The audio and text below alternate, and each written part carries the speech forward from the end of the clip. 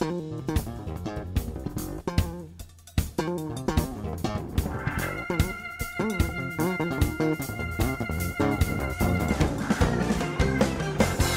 Guadeloupe est ici, elle a fait le choix de cette fréquence et de son émission La Bonne Nouvelle.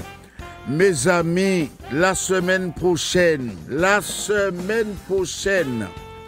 caravane de l'intercession sera sous la ville ou dans la ville du Lamentin. La nappe de Dieu sera sur le Lamentin.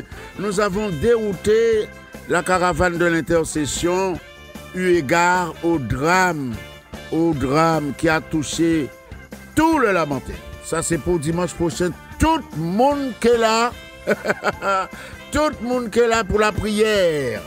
Monsieur le maire en tête, son conseil, etc. Mais nous n'y sommes pas encore, mes amis. Voici le message. Nous parlons aujourd'hui sur la Pentecôte. Nous planchons sur la Pentecôte. La venue ou la descente du Saint-Esprit, troisième personne de la triunité. Notre première lecture se situe au livre de Jean, chapitre 16, versets 7 à 13. Écoutez cela, mes amis, je répète. Évangile de Jean, chapitre 16, versets 7 à 13. Cependant, c'est Jésus qui parle. Il dit, je vous le dis, en vérité, il vous est avantageux que je m'en aille, car si je ne m'en vais pas, le Consolateur ne viendra pas vers vous. Mais si je m'en vais, je vous l'enverrai, et quand il sera venu, il convaincra le monde en ce qui concerne le péché, la justice et le jugement. En ce qui concerne le péché, parce qu'il ne croit pas en moi. La justice, parce que je vais au Père et que vous ne me verrez plus. Le jugement, parce que le prince de ce monde est jugé. Verset 12. J'ai encore beaucoup de choses à vous dire, mais vous ne pouvez pas les porter maintenant. Quand le Consolateur sera venu, l'Esprit de vérité, il vous conduira dans toute la vérité, car il ne parlera pas de lui-même, mais il dira tout ce qu'il aura entendu, et il vous annoncera les choses à venir. Il me glorifiera, parce qu'il prendra de ce qui est à moi, et vous l'annoncera. Mes amis, la promesse du Consolateur est là. Le paraclet, n'est-ce pas? Le paraclet dans le grec. Appelons cela, si vous le voulez, le conducteur, l'accompagnateur, l'enseignant, puisqu'il est dit, il vous enseignera toutes choses. Gloire soit rendue à Dieu. Cette parole ou cette promesse, mes amis, va trouver sa pleine réalisation au livre des Actes. Waouh, ça belle, et c'est tout. Nous donnons gloire vraiment à Dieu pour sa parole. Écoutez cela, mes amis. Au livre des Actes, chapitre 2, à partir du verset 1er. Je répète, livre des Actes, chapitre 2, à partir du verset 1er. Le jour de la Pentecôte, ils étaient tous ensemble dans le même lieu. Tout à coup, il vint du ciel un bruit comme celui d'un vent impétueux, et il remplit toute la maison où ils étaient assis. Des langues, semblables à des langues de feu, leur apparurent séparées les unes des autres et se posèrent sur chacun d'eux. Et ils furent tous remplis du Saint-Esprit, et se mirent à parler en d'autres langues, selon que l'Esprit leur donnait de s'exprimer. Or, il y avait en ces jours à Jérusalem des Juifs, hommes pieux de toutes les nations qui sont sous le ciel. Au bruit qui eut lieu, la multitude accourut, elle fut confondue parce que chacun les entendait parler dans sa propre langue. Ils étaient tous dans l'étonnement et la surprise, et ils se disaient les uns aux autres, « Voici ces gens qui parlent Ne sont-ils pas tous galiléens? Et comment les entendons-nous dans notre propre langue, à chacun dans notre langue maternelle?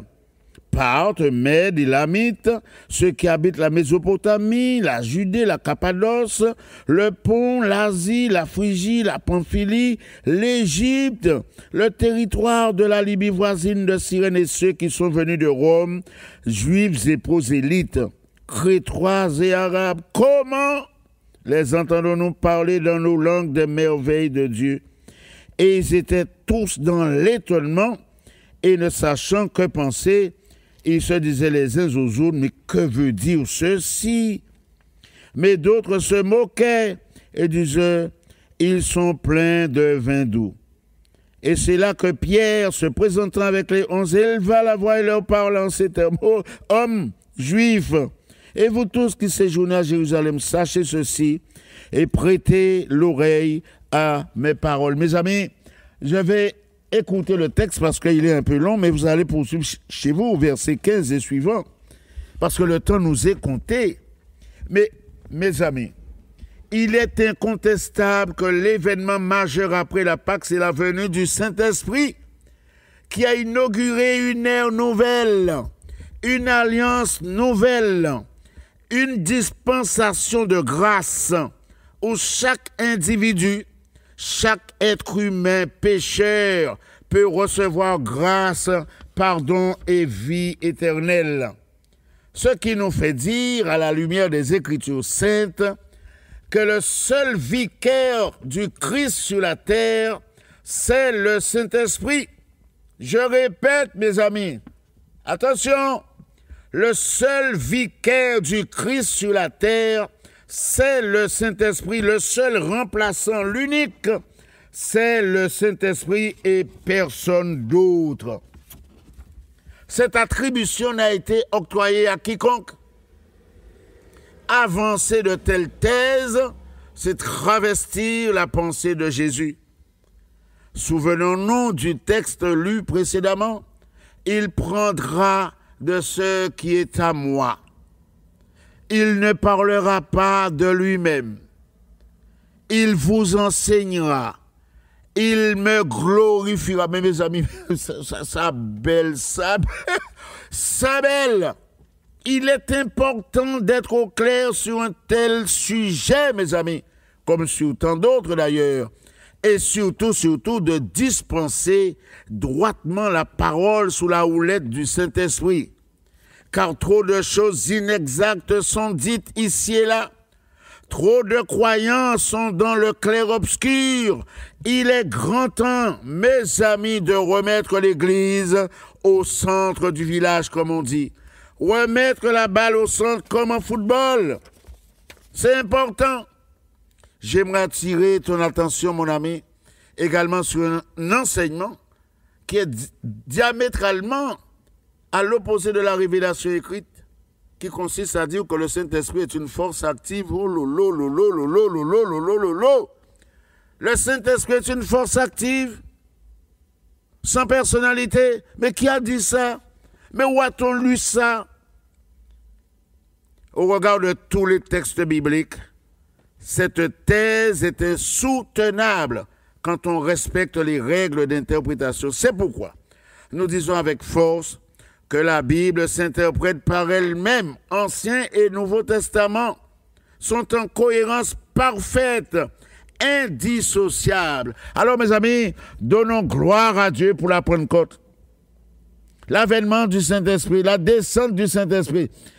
Et aujourd'hui, mon ami, sache que tu ne peux être sauvé, gracié, pardonné sans le Saint-Esprit. Alors en route, entre dans ta chambre, comme dit Matthieu 6,6, ferme la porte, prie ton Père qui est là dans le secret, et ton Père qui voit dans le secret te le rendra. Gloire à Dieu pour le Saint-Esprit, la troisième personne de la Trinité. À Dieu seul soit la gloire, au siècle des siècles. Mes amis, notez nos coordonnées au 05 90 82 73 31 82 73 31. Et dimanche prochain, tout mon incident, nous allons prier pour le lamenter. Alléluia. À dimanche prochain, si nous sommes toujours sur la terre.